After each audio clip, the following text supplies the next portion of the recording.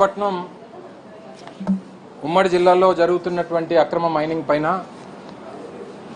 మరి ముఖ్యంగా అత్యంత పవిత్రమైనటువంటి ఉమా ధర్మలింగేశ్వర స్వామి వారి ఆలయం అనకాపల్లి జిల్లాలో ఉన్నటువంటి ఉమా ధర్మలింగేశ్వర స్వామి వారి ఆలయం పంచదారులుగా పేరుగాంచినటువంటి ప్రాంతంలో జరుగుతున్నటువంటి అక్రమ మైనింగ్ పైన గడిచినటువంటి నెల రోజులుగా రాష్ట్ర వ్యాప్తంగా జరుగుతున్నటువంటి చర్చ, అక్కడ జరుగుతున్నటువంటి పోరాటాలు రాష్ట్ర ప్రజలందరూ కూడా చూస్తూ ఉన్నారు. మీ ద్వారా ప్రజలందరూ కూడా ఆ విషయాలన్నీ కూడా తెలుసు. స్థానికంగా అనేక పోరాటాలు చేశాం, ప్రభుత్వం మీద ఒత్తిడి తీసుకొచ్చేటువంటి కార్యక్రమాన్ని చేశాం. పార్టీ అధ్యక్షులు శ్రీ జగన్మోహన్ రెడ్డి గారి ఆదేశాల మేరకు ఢిల్లీ స్థాయిలో కూడా కేంద్ర మంత్రులకి రిప్రజెంట్ చేయండి, మన పార్లమెంట్ సభ్యుల తాలూకా నేతృత్వంలో వారికి ఈ విషయాలన్నీ కూడా తెలియజెప్పండి అనేటువంటి విషయాన్ని వారు చెప్పడం. అందుకని నేను కానీ పెద్దలు ధర్మశ్రీ గారు, ప్రసాద్ గారు గౌరవ పార్లమెంట్ సభ్యులతో కలిసి నిన్న కేంద్ర మంత్రుల్ని కలవడం జరిగింది. దాదాపు 11వ శతాబ్దానికి చెందినటువంటి ఆలయం ఇది. Archaeological survey of India official రికార్డ్స్లో ఉన్నటువంటి ఇన్స్క్రిప్షన్స్ తెలియజేస్తూ ఉన్నాయి. చోళుల తాలూకా నేతృత్వంలో నిర్మించబడినటువంటి ఆలయం. ఈ పంచదారులు అనేటువంటిది holy streams, 5 streams of water ఈ పంచదారుల కింద, తెలుగులో పంచదారులు అంటారు కాబట్టి ఆ పంచదారుల వాటర్ అనేటువంటిది ఆ కొండ ద్వారా రావడం, అది పవిత్రమైనటువంటి జలాలుగా దాన్ని భావించి ఉత్తరాంధ్ర జిల్లాల్లో ఉన్నటువంటి ప్రజలందరూ కూడా అనేక దైవ కార్యక్రమాలకి ఆ ప్రాంతానికి రావడం జరుగుతుంది.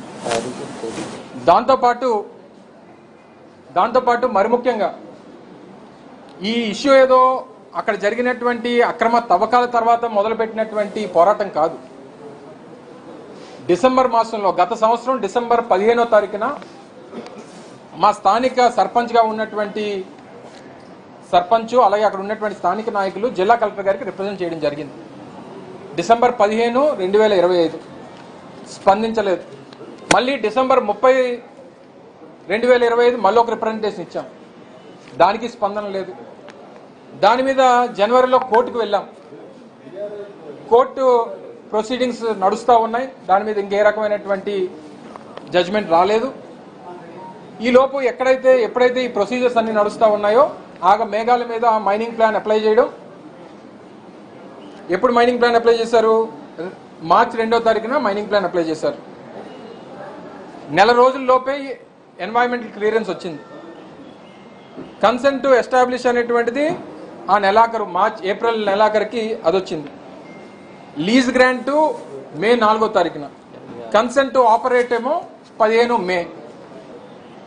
15 మే దగ్గర నుంచి, అంటే సరిగ్గా గత నెల మేము పోరాటం మొదలుపెట్టేటువంటి ఆ టైంకి, అంటే 7వ నెలలో మే 15 నుంచి జూలై 15కి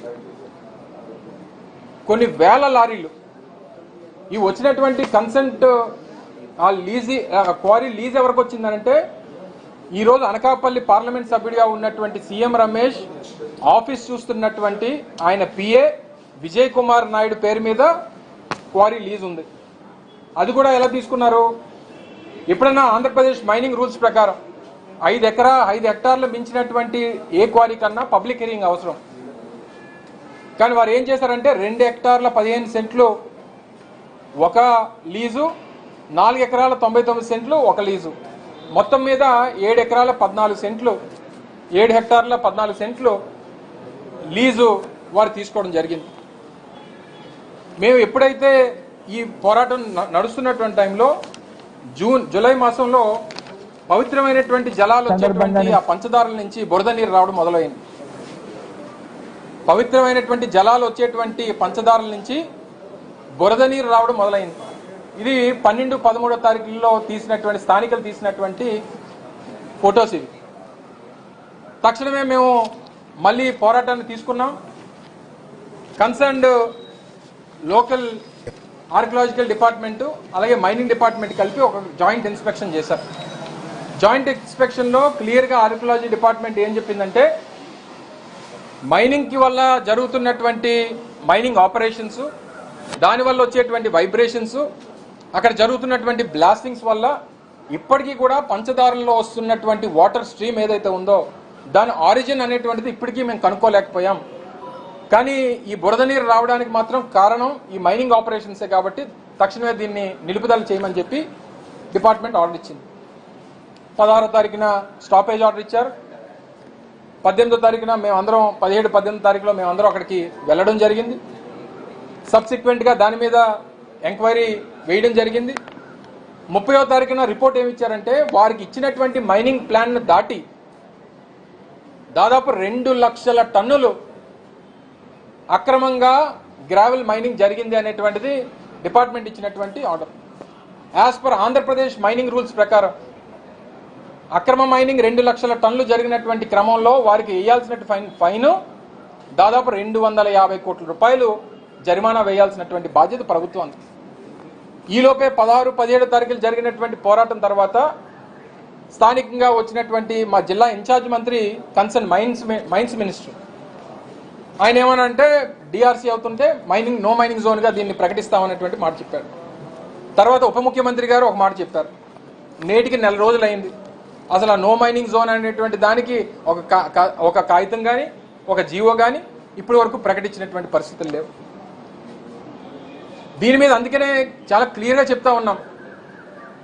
ఈ మొత్తం వ్యవహారంలో, ఈ అక్రమాల్లో, ఈ అవినీతిలో స్థానిక ప్రజాప్రతినిధిగా ఉన్నటువంటి స్థానిక పార్లమెంట్ సభ్యుడు సీఎం రమేష్ పాత్ర పూర్తిగా కనబడతా ఉంది. ఆయన ఆఫీస్ పిఏగా ఉన్నటువంటి విజయ్ కుమార్ నాయుడు పేరు మీద క్వారీ తెచ్చాడు.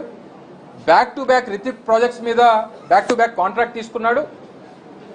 ఆ అచ్యుతాపురం ప్రాంతంలో ఉన్నటువంటి భారత్ సంస్థ, అలాగే డిఫెన్స్కి సంబంధించినటువంటి ఎన్ఏఓబి, స్థానికంగా ఉన్నటువంటి కొన్ని ప్రైవేట్ కంపెనీలు, వారితో బ్యాక్ టు బ్యాక్ వారు ఇన్ఫ్లుయెన్స్ ఉపయోగించి ఆర్డర్స్ తెచ్చుకొని ఈ తవ్వినటువంటి మట్టి అంతా కూడా ఆ కంపెనీల ఫిల్లింగ్కి కార్యక్రమం రిత్విక్ ప్రాజెక్ట్స్ ద్వారా చేస్తూ ఉన్నారు. దానికి సంబంధించినటువంటి వేబిల్స్ కూడా ఉన్నాయి.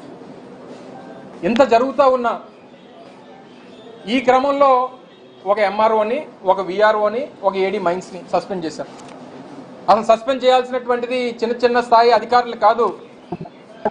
9 నెలల క్రితం జిల్లా కలెక్టర్ మీద రిప్రజెంట్ చేస్తే ఆవిడికి ఆ రోజు రిప్రజెంటేషన్ ఇచ్చి ఇక్కడ అక్రమ మైనింగ్ జరుగుతుందని చెప్పిన తర్వాత కూడా రెస్పాండ్ అవ్వనటువంటి జిల్లా కలెక్టర్ని సస్పెండ్ చేయాలని చెప్పి డిమాండ్ చేస్తా ఉన్నాం. ఈ తప్పు చేసినటువంటి ఒక ప్రజాప్రతినిధిగా ప్రభుత్వ సంపదని, ప్రజల సంపదని, ప్రకృతి సంపదని కాపాడాల్సినటువంటి ప్రజాప్రతినిధులే కంచే చేను మేసేటువంటి విధంగా ఈరోజు దోచి తింటున్నటువంటి సీఎం రమేష్ తక్షణమే రాజీనామా చేయాలి. ఆయన మీద సిబిఐ ఎంక్వైరీ వేయాలనేటువంటిది ఈరోజు వైఎస్ఆర్ కాంగ్రెస్ పార్టీ డిమాండ్ చేస్తూ ఉంది. అందుకనే నిన్న కేంద్రంలో ఉన్నటువంటి మైన్స్ మినిస్టర్ కిషన్ రెడ్డి గారిని, అలాగే టూరిజం అండ్ కల్చర్, అలాగే ఆర్కియాలజీ డిపార్ట్మెంట్కి సంబంధించినటువంటి మినిస్టర్ గజేంద్ర సింగ్ షెకావత్ గారిని కలవడం, వాళ్ళు రిప్రజెంట్ చేయడం, కిషన్ రెడ్డి గారు నేరుగా రాష్ట్ర సిఎస్కి నేను పంపిస్తానని చెప్పడం జరిగింది. గజేంద్ర సింగ్ షెకావత్ గారు నేరుగా నెక్స్ట్ 10 డేస్లో సెంట్రల్ టీంని పంచదారులు పంపిస్తా, మొత్తం అక్కడ ఉన్నటువంటి వ్యవహారాలని అన్నిటి దాని మీద రిపోర్ట్ తెప్పించుకుంటా, రిపోర్ట్ వచ్చిన 10 రోజుల్లో యాక్షన్ తీసుకుంటాననేటువంటి మాట మా గౌరవ పార్లమెంట్ సభ్యులు సుబ్బారెడ్డి గారు, గురుమూర్తి గారు, పెద్దల బాబురావు గారు, తనుజారాణి గారి నేతృత్వంలో మేమందరం కూడా కలవడం, వారికి చెప్పడం జరిగింది. సో ఇంత పెద్ద ఎత్తున ఇన్ని వేల కోట్ల రూపాయలు సంపద దోపిడీ ఈ ఒక్క హిందూ సనాతన ధర్మం మీద ఈ కూటమి ప్రభుత్వం మాట్లాడుతూ ఉంది. అన్నవరం కొండ, సింహాచలం కొండ, పంచదార్ల కొండ, తిరుపతి కొండ, ఇలా ఎక్కడ చూసినా సరే, శ్రీశైలం మల్లికార్జున స్వామివారి కొండ, ఎక్కడ చూసినా రాష్ట్రంలో, ఆంధ్రప్రదేశ్ రాష్ట్రంలో పవిత్రమైనటువంటి ఆలయాలన్నీ కూడా కొండల మీదే ఉన్నాయి. ఈరోజు మీరు చూస్తే విశాఖపట్నంలో మంచినీటికి ఇబ్బంది పడేటువంటి పరిస్థితి వచ్చింది. ఆ మేదరగడ్డ రిజర్వాయర్ ఎండిపోయిన చరిత్రలో ఎప్పుడు లేదు. ఆ పక్కన ఉన్నటువంటి భూమిని ప్రైవేట్ కంపెనీలకు అలొకేట్ చేసేటువంటి కార్యక్రమం చేశారు. క్యాచ్మెంట్ ఏరియా పోతా ఉంది. పవిత్రమైనటువంటి ఆలయాల తాలూకు విశిష్టత పోతా ఉంది. ఆ పవిత్రత పోతా ఉంది. ఆ పురాతనమైనటువంటి ఆ హెరిటేజ్ అనేటువంటిది దేశానికి ఏదైతే ఉందో, ఈ రాష్ట్రానికి ఏదైతే ఉందో దాని విలువ పోతా ఉంది. ఇది మా తాలూకా ఆవేదన, రాష్ట్ర ప్రజల తాలూకు ఆవేదన, మా ప్రాంత ప్రజల తాలూకు ఆవేదన. అందుకని ఈ పోరాటాన్ని ఏ స్థాయికన్నా తీసుకెళ్ళడానికి జగన్మోహన్ రెడ్డి గారి నాయకత్వంలో ఏ స్థాయికన్నా ఈ పోరాటాన్ని తీసుకొని వెళ్ళి తక్షణమే జిల్లా కలెక్టర్ని సస్పెండ్ చేయాలి. సీఎం రమేష్ ఆయన అసలు మా ఊరు కాదు, మా జిల్లా కాదు, మా ప్రాంతం కాదు, ఎక్కడో వేరే రాష్ట్రం నుంచి వేరే జిల్లా నుంచి వస్తే ఈ ప్రాంత ప్రజలు ఓటేస్తే నాకు ఈ ప్రాంత ప్రజలు బ్లాంక్ చెక్ ఇచ్చాడు, నేను ఈ ప్రాంతంలో ఉన్నటువంటి వనరులన్నీ దోచి తింటాననేటువంటి విధంగా ఆయన తాలూకు వ్యవహారం ఉంటే, రేపు మా ప్రాంతంలో మా సంపదే దోచుకు తిని తిరిగి మా ప్రాంతంలోనే నువ్వు ఎన్నికల్లో డబ్బులు ఖర్చు పెట్టి మళ్ళీ గెలవాలని చెప్పి చూస్తే ఇది కుదరదు. మీ రాజకీయ చరిత్ర అనకాపల్లితో ముగిసిపోబోతా ఉంది అనేటువంటి విషయాన్ని కూడా ఈ సందర్భంగా తెలియజేస్తా ఉన్నాం.